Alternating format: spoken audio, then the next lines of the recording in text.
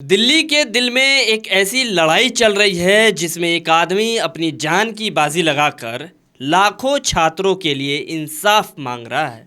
और अब हर गुजरते दिन के साथ एक इंसान का शरीर टूटता जा रहा है, लेकिन जो नहीं टूट रहा है वो है उसका हौसला। नमस्कार, आप देख रहे हैं INS 24 न्यूज़ का हिंदी। मैं हूं आपके साथ निहाल। जिस 3 इडियट फिल्म को देखकर आप सोनम वांगचुक के मुरीद हुए थे, वो आज फिर देश के लाखों भविष्य के लिए सरकार से आमने सामने की लड़ाई लड़ रहे हैं। ये कहानी है जंतर मंतर पर बैठे उन हजारों छात्रों की जिनका भविष्य परीक्षा माफिया की भेंट चढ़ गया। आज हम आपको लेकर चलेंगे इस पूरे आंदोलन के अंदर और बताएंगे कि आखिर माजरा क्या है, सरकार इतनी खामोश क्यों है और इतनी बेरहम क्यों है, और सोनम वांगचुक की तबीयत को लेकर डॉक्टरों ने क्या चेतावनी दे दी है। नई दिल्ली के जंतर मंतर पर 20 जून 2026 से एक धरना प्रदर्शन चल रहा है जिसे आयोजित किया है कॉकरोच जनता पार्टी ने। इस पार्टी के संस्थापक हैं अभिजीत दीपके, जिनकी मुख्य मांग है कि नीट पेपर लीक जो मामला हुआ था उसमें केंद्रीय शिक्षा मंत्री धर्मेंद्र प्रधान का इस्तीफा होना चाहिए। संगठन का आरोप है कि परीक्षाओं में हुई गड़बड़ियों और बार बार सामने आ रहे पेपर लीक कांडों ने लाखों छात्रों का भविष्य बर्बाद कर दिया है। कुछ मामलों में तो ये भी दावा किया गया है कि पेपर लीक के सदमे से कई छात्रों ने अपनी जान तक गंवा दी है। इसी धरने में 28 जून को एक बड़ा मोड़ आया जब जाने माने सामाजिक कार्यकर्ता सोनम वांगचुक इस आंदोलन से जुड़ गए।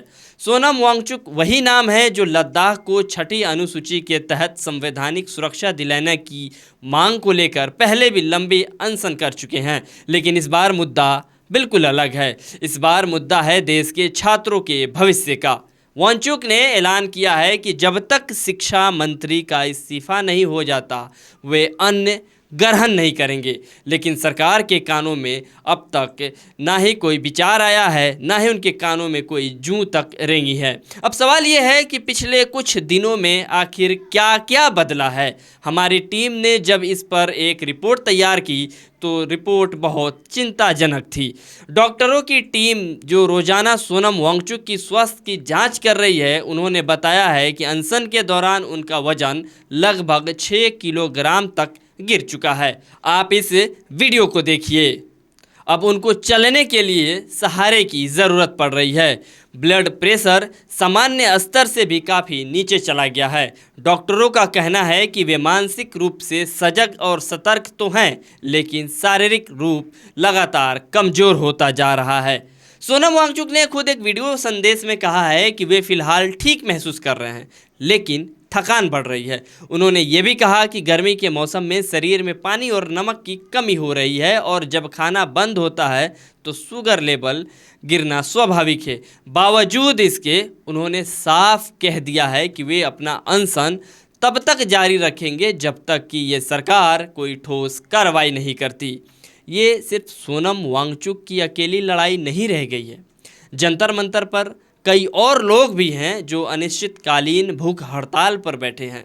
वामपंथी छात्र संगठन से जुड़े कई कार्यकर्ता भी एक अलग मंच से अपना अनशन जारी रखे हुए हैं। इनमें से एक छात्र नेता की तो हालत बिगड़ने पर अस्पताल में भर्ती कराना पड़ा क्योंकि उनका ब्लड शुगर लेवल बेहद खतरनाक स्तर तक गिर गया था। ये घटना इस बात का सीधा संकेत है कि ये आंदोलन अब सिर्फ एक आंदोलन या संगठन की मांग नहीं बल्कि एक जन आंदोलन का रूप ले चुका है। अब बात कर लेते हैं इस आंदोलन के पीछे की असली वजह की। आपको पता ही होगा कि पिछले कुछ महीनों में नीट परीक्षा को लेकर लगातार सवाल उठे हैं। पेपर लीक के आरोप, नकल माफिया की भूमिका और परीक्षा में पारदर्शिता की कमी, यह सब मुद्दे बार बार सुर्खियों में आते हैं। छात्र संगठनों का कहना है कि सरकार ने अब तक इन गड़बड़ियों की जिम्मेदारी लेने से इनकार किया है। यही वजह है कि प्रदर्शनकारी सीधे शिक्षा मंत्री के इस्तीफे की मांग पर अड़े हुए हैं। संगठन के प्रवक्ताओं का कहना है कि लड़ाई अब सिर्फ एक मंत्री के इस्तीफे तक सीमित नहीं रही है। ये लड़ाई बन चुकी है परीक्षा प्रणाली में जवाबदेही और पारदर्शिता की मांग की। आयोजकों का यह भी दावा है कि हर गुजरते दिन के साथ आम जनता का समर्थन बढ़ रहा है और सरकार पर दबाव बन रहा है। वहीं दूसरी तरफ अब सरकार की ओर से कोई ठोस बयान सामने नहीं आया है। शिक्षा मंत्रालय की चुप्पी को लेकर विपक्षी दल भी लगातार सवाल उठा रहे हैं। सोशल मीडिया पर भी यह मुद्दा लगातार ट्रेंड कर रहा है, जहां लाखों लोग सोनम वांगचुक के समर्थन में आवाज़ उठा रहे हैं और सरकार से जल्द फैसला लेने की अपील कर रहे हैं। अब बड़ा सवाल ये है कि आगे क्या होगा। डॉक्टरों की टीम लगातार चेतावनी दे रही है कि अगर अनशन इसी तरह लंबा खींचता रहा तो सोनम वांगचुक की सेहत को गंभीर खतरा हो सकता है। लेकिन आयोजकों का रुख अब भी सख्त है। उनका कहना है कि जब तक न्याय नहीं मिलता ये लड़ाई यूं ही जारी रहेगी। यह कहानी सिर्फ एक व्यक्ति की भूख हड़ताल की नहीं है, ये कहानी है उस भरोसे की जो लाखों छात्रों ने परीक्षा प्रणाली पर रखा था और वह भरोसा टूटता नजर आ रहा है। ये कहानी है एक ऐसे आंदोलन की जो अब दिल्ली की सड़कों से निकलकर पूरे देश की चर्चा का विषय बन चुका है।